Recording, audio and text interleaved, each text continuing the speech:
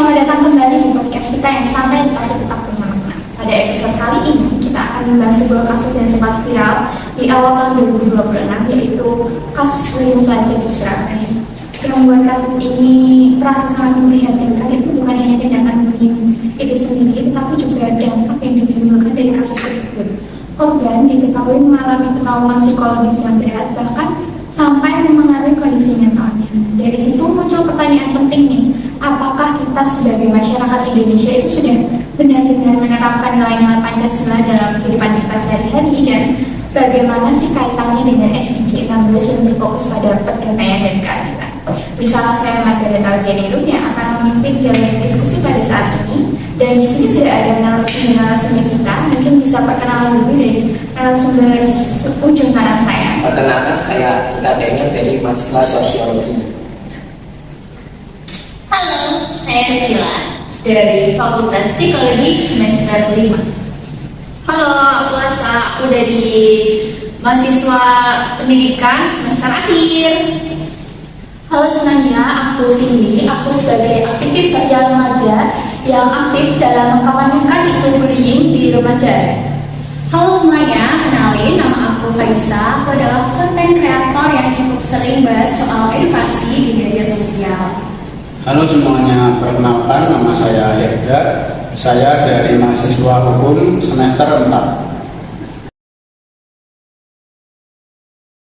Oke, kalau kita mulai masuk nih ya di pembahasan kita, menurut kalian kenapa sih kasus bullying seperti itu masih sering terjadi di lingkungan sekitar kita, bahkan sampai dicekal dan sampai diviralkan di medsos?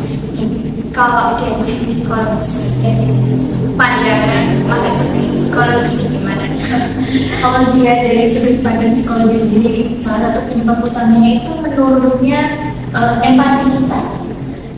Banyak orang itu lebih fokus pada bagaimana suatu kejadian itu terjadi dan bisa menarik perhatian dibandingkan memikirkan dampaknya ke korban itu sendiri. Nah, kalau boleh jujur nih, aku sendiri pernah lihat kejadian serupa di lingkunganku sendiri. Itu waktu ada teman yang melakukan bullying dan banyak orang di situ tuh yang malah nonton. Mereka tuh nggak ikut berbantuin dan malah nonton. Dari situ aku merasa kayak kita tuh sebenarnya bukan nggak tahu kalau itu salah, kita cuma nggak peka dan kita milih buat diem gitu aja. Kalau dari pandangan psikologi itu. Oke, itu dari sudut pandang psikologi nih ya. Kalau kita lihat dari sudut pandang hukum, mahasiswa hukum nih gimana nih menurut kamu? Menurut saya, menurutku ya aku setuju sebagian, tapi menurutku faktor lingkungan juga berperan besar. Dari pengalaman pribadi, aku pernah terlibat dalam sekelompok orang yang itu sedang mengejek seseorang. Nah, jujur saja aku pernah terlibat dalam mereka, pernah tertawa, namun sebenarnya aku itu kurang nyaman terhadap hal tersebut. Nah, di situ aku sadar tekanan kelompok itu nyata. Namun karena kita orang biasa, kita takut untuk dikucilkan sehingga kita malah ikut arus tersebut. Oke, kalau sekarang dari sudut pandang pendidikan, gimana menurut Kak Ansa? Kalau menurut aku ya, melakukan kayak gitu tuh malah nunjukin pendidikan karakter. Lu juga pernah lihat temen mereka yang membuli itu malah berani membela korban loh. Padahal tuh kayak gitu tuh bisa membuat situasi. Artinya keberanian itu udah berlatih, jadi bukan sekedar tahu mana yang benar, tapi juga berani ambil tindakan. Oke, sekarang dari sudut pandang sosial ya. Kalau menurut aku dari sudut pandang sosial, jika dilihat dari sosial, apa yang disampaikan tadi memang sesuai. Dalam kelompok ada kecenderungan untuk mengikuti norma yang ada, bahkan kalau norma itu negatif. Pengalaman secara saya juga menunjukkan gambar bullying sering berawal dari hal-hal yang tidak ada bercanda, lama kelamaan lebih hal yang serius. Benar banget ya, itu bullying itu bisa terjadi karena candaan yang kita menganggapnya itu mungkin itu sebagai bercandaan, tapi si korban itu ketika si korban nggak bisa menikmati hal itu bukan lagi masuk ke bercandaan, tapi maksudnya ke bullying ya.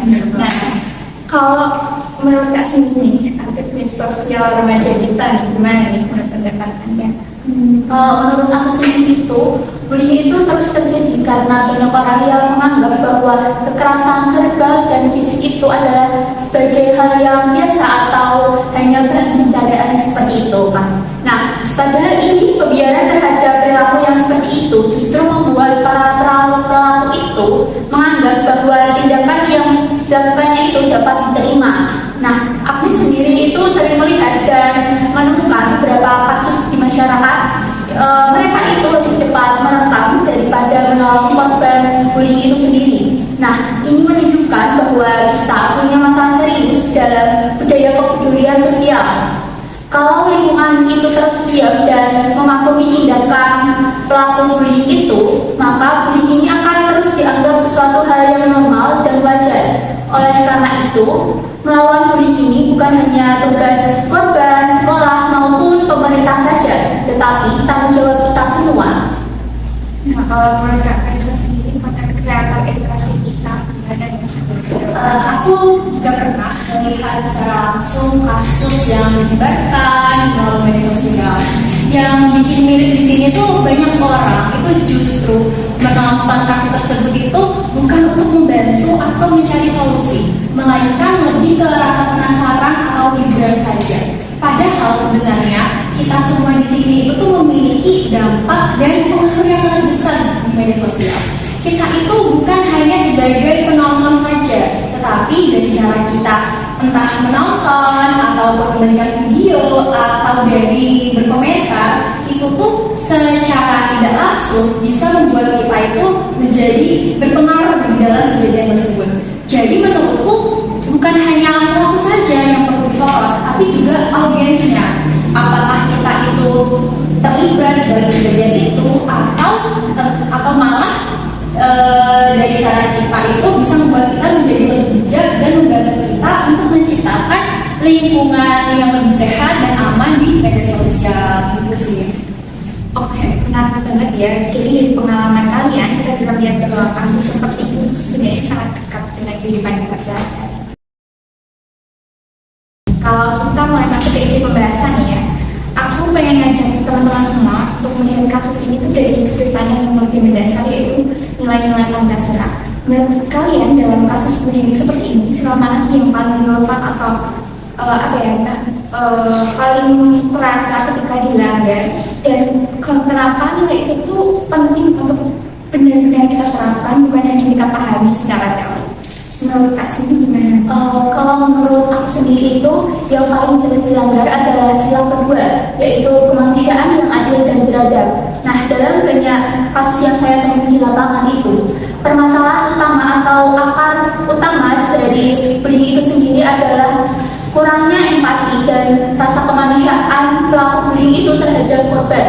Nah, padahal jika nilai sila kedua itu benar-benar diterapkan, seseorang ini akan berpikir dua kali sebelum melakukan tindakan yang menyakiti orang lain, baik secara fisik maupun secara verbal. Nah, jadi menurut saya sila ini tuh bukan hanya sebuah konsep, tetapi juga sangat relevan jika dijadikan pedoman dalam berinteraksi dan berperilaku sehari-hari.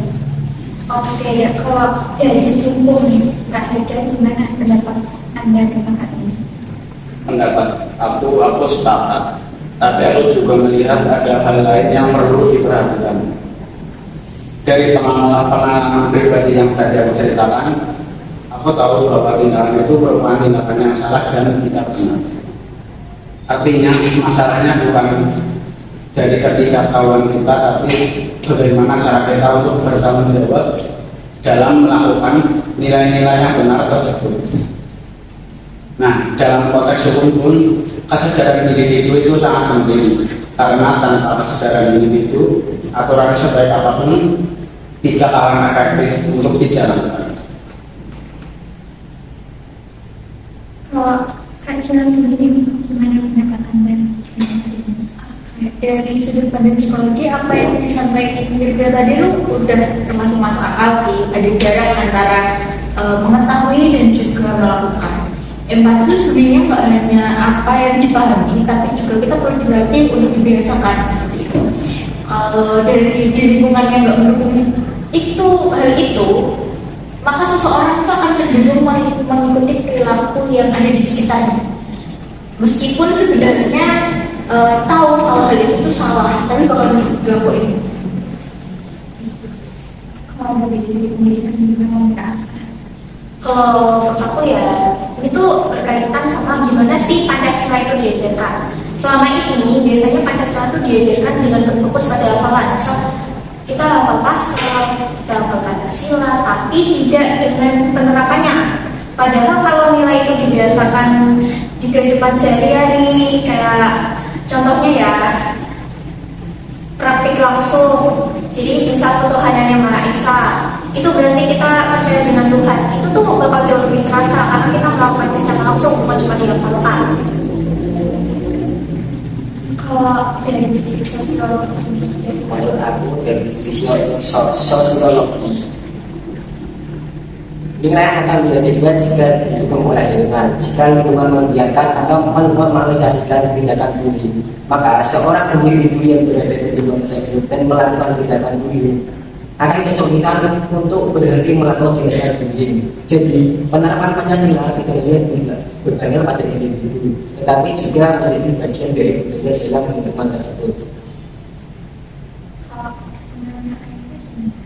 Aku setuju banget ya, apalagi ini kan udah masuk yang namanya era digital ya. Jadi menurut aku nilai-nilai Pancasila itu perlu banget dimasukkan ke dalam media sosial. Karena kadang itu kita merasa kalau kita tuh nggak terlibat, padahal dari cara kita menonton, membagikan video, memberikan komentar yang tidak tepat itu membuat kita tuh ya terlibat dalam kejadian tersebut.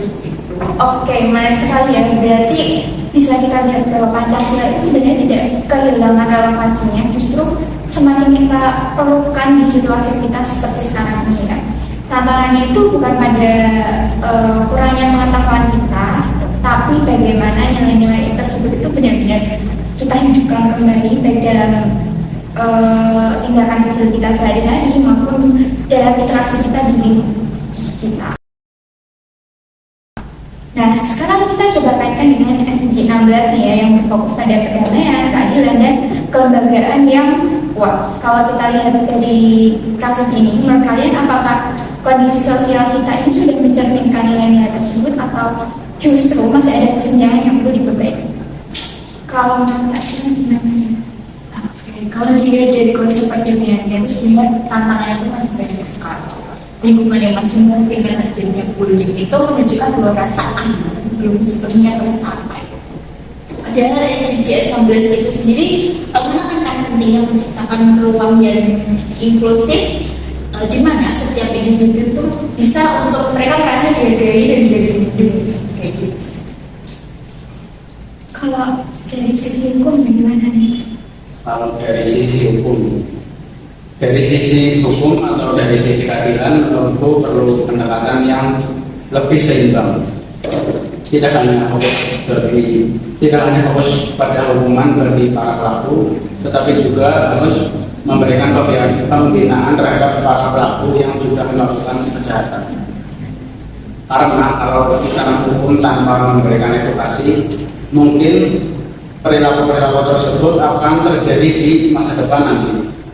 Nah, jadi keadilan di sini bukan hanya soal sanksi, tapi juga soal untuk melakukan perbaikan terhadap seseorang.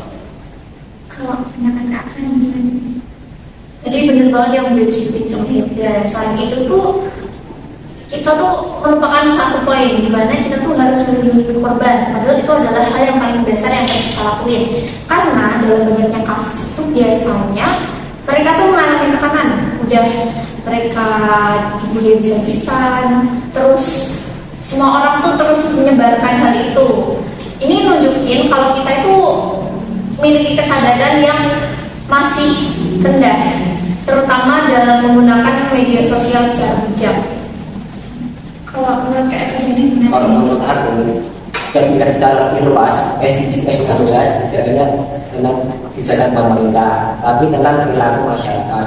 Perubahan sosial sebenarnya bisa dimulai dari lingkungan yang kecil seperti sekolah atau lingkungan pertemanan. Kalau menurut Kak Aksan dari konten kreator ya, kita berhubungan dengan video yang viral. Gimana menurut Kak Aisyah? Aku setuju banget ya.